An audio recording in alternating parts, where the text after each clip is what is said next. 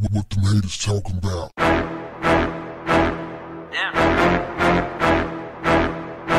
What's up, family?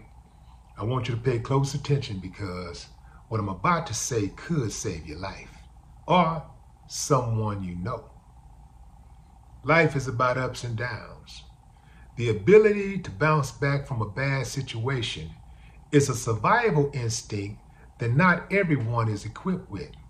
And that is the story of model and dancer Suzy Perez. Her story is a typical example of one who fell from grace to grass. So, how did Suzy fall? Before I get into that, I want you to understand this, family. I'm not covering this story because it's salacious, because I want to just show you how models can go down the wrong path and destroy their lives. This is a cautionary tale. What happened to Suzy Perez could happen to anybody, including men. All you have to do is be around the wrong people. Before I talk about the fall, let's get into who Suzy Perez is or was. Suzy Perez was a dancer, video vixen, and supermodel in the 90s and 2000s. The young gem came to the United States for a better life, and she started her career in the entertainment industry. She was a backup dancer for top singers and musicians. Suzy served as a backup dancer for the award-winning singer Jennifer Lopez and for rapper music producer Sean Combs, also known as P. Diddy at the time. Her brown skin, black long hair, sexy body, attractive face, and amazing dance moves dropped jaws wherever she went and caused her to be the center of attention. She always received praise from fans whenever she was featured in any dance videos because she was incredible. The Dominican-born actress had the body of a goddess and so graced the covers of many magazines. Her beauty was one of a kind, and that made her famous as she climbed the success ladder in the entertainment industry. Suzy was one of the young ladies dominating her space in her field of entertainment. But just like the saying goes, life happens. Life happened to Suzy, and she found herself mentally ill, strung out on drugs, and a victim of breast cancer. As those events unfolded, Suzy's life began to spiral out of control, and today she's a shell of herself.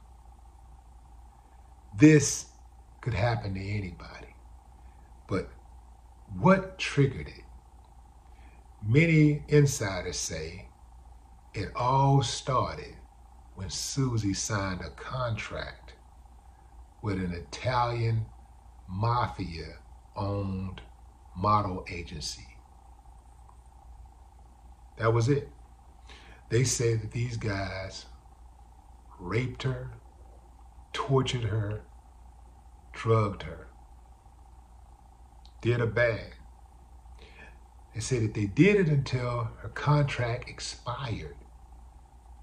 And after that, Suzy was never seen again until she was recently found in 2019. Univision did a special on her. They found her on the streets, and she was eating out of a garbage can. We talk about a lot of times how people come from homelessness to living in a mansion. But we don't talk enough about those of us who make it to the top and fall from grace. It happens more often than you can ever imagine.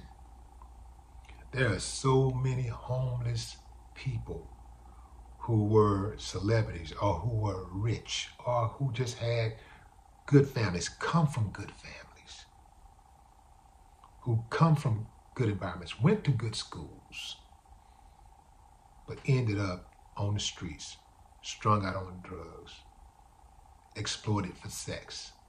And on and on and on and on and on. You never know a person's story, and you never know how a person's story is going to end. We got to be careful about the judgment, fam, because we've all sinned and fallen short of the glory of God and our parents' expectations. A lot of us like to. You never know somebody's story. You never know. This girl was drop dead gorgeous. Had it all. She had the access. She had the money. She was in the in crowd. She counted Diddy and Jennifer Lopez as her friend. She was a backup singer, a dancer for Jennifer Lopez. Some people say that Jennifer is the one who introduced her to the mafia-owned model agency, who destroyed her life. Let me explain something to you, especially you young ladies.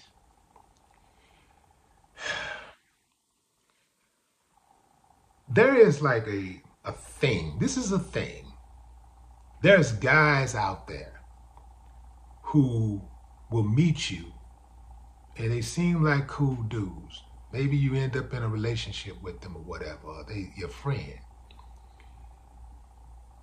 They get something out of turning you out.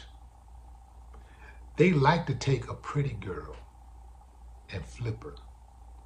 Like get her strung out on drugs. See, if they can get you put on the drug, they can get you strung on the drugs, they can control you. So a lot of times, you got guys out there who will rape and murder women because they got low self-esteem. They hate women that much. They never had any good luck with women. They hate their mama, so they go out and harm other women. You got these same guys who don't go to that extent, but they'll go to the extent of they'll keep you alive, but they'll destroy your life. You'll be a shell of yourself after you meet them. They want you to test that drug. They're going to put that drug on you. And the moment you take that first little hit, next day you know, they're going to be your supplier. And you're going to do everything they tell you to do. And when you don't, they're going to go upside your head. This is what they do.